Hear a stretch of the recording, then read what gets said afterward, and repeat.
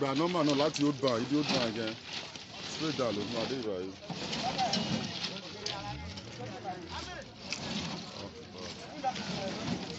Ó lágbára.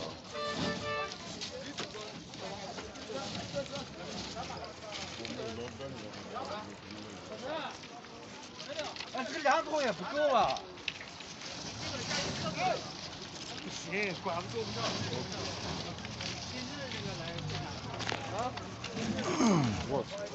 我这早上坐车，晚点了，他跑到这里，他今天跑到反庄车站。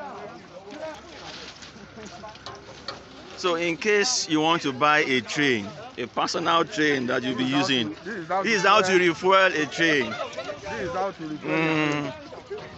As you can see, they are refueling a Nigerian train that stopped in the middle of nowhere.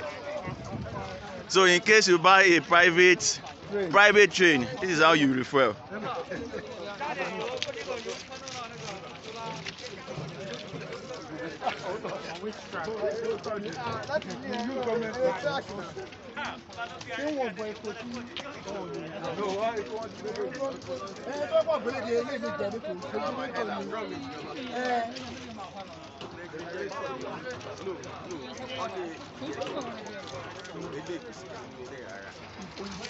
La la la.